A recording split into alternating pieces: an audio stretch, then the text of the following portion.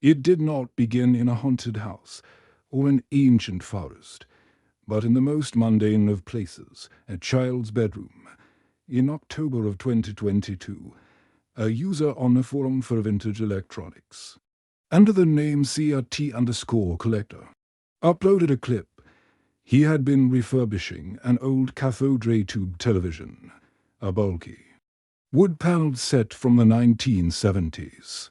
The clip was short, just 20 seconds.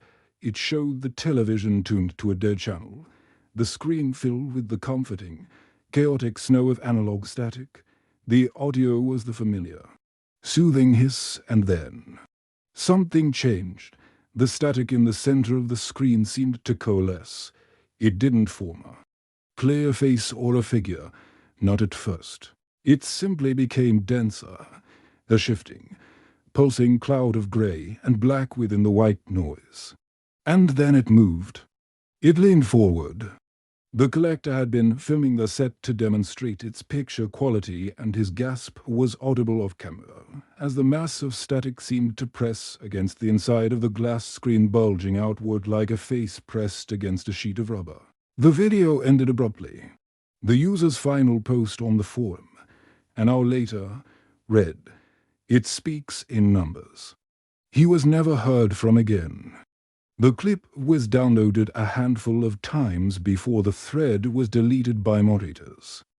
But it was enough. The seed was planted. They called it the Static Man. The phenomenon lay dormant for months, a piece of digital folklore shared in whispers. Then, the second wave hit. It was no longer confined to a single old television. A security camera in a 24-hour laundromat in Bakersfield, California, captured a figure at 3:33 a.m. The footage was grainy, black and white. A man is seen sitting in a plastic chair, staring at a bank of dormant dryers.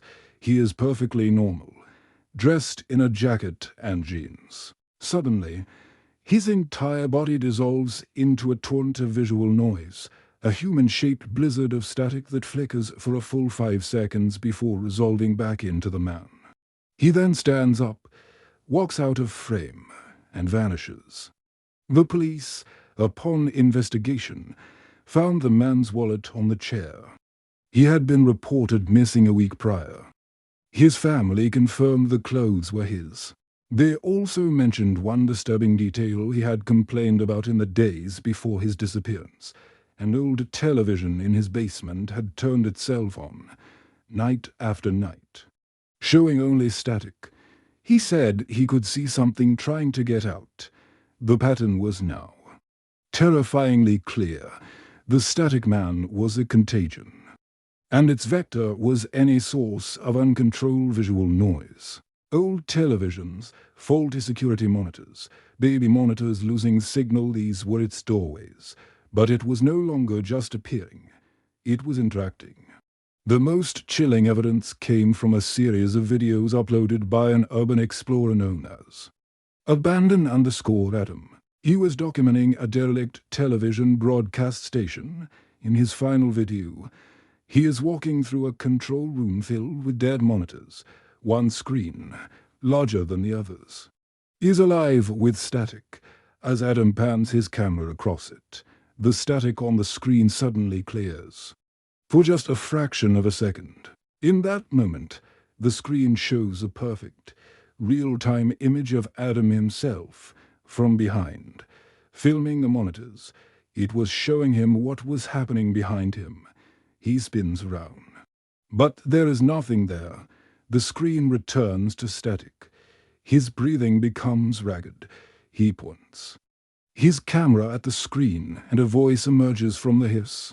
It is a flat, synthesized voice, devoid of emotion, reciting a string of numbers. 4, 17, 22, 0, Adam flees. The numbers were later discovered to be the exact latitude and longitude of the broadcast station. With the 0 possibly indicating altitude, the entity wasn't just watching. It was aware. It was communicating, and it was hurting him. The final and most horrifying stage of the phenomenon is what researchers have dubbed the assimilation. It no longer needs a screen to manifest. Those who have had prolonged exposure, the families of the missing, the investigators, the curious souls who delved too deep, begin to see it in their peripheral vision, a flicker of static at the edge of a sunlit room, a human-shaped distortion in the steam of a morning shower. They report hearing the hiss of a dead channel in the sound of rain, or the rustle of leaves. And then the numbers begin. They hear them in the white noise of their own tinnitus. They see them on digital clocks, in license plates, in phone numbers. It is a personalized code, a frequency that is now tuned exclusively to them. The entity is no longer an external threat. It is a parasite of perception, weaving itself into the very fabric of their reality. The world itself becomes the screen. Those in the final stages report a constant, low-level visual static over everything they see, like a transparent film of noise laid over the world. And in that noise, the static man is always there, standing just behind them, waiting for the signal to fully cross over. There is no cure. There is no escape. You cannot destroy a signal. You can only hope it doesn't broadcast on your frequency. So, if you are watching this, a word of caution. If your screen flickers with snow, do not look too closely. If you hear a hiss where there should be silence, turn it off. And if you see a figure made of noise, a man of shifting static, do not listen to the numbers it speaks. For the static man is not a ghost. It is not a demon. It is something far older and far more patient.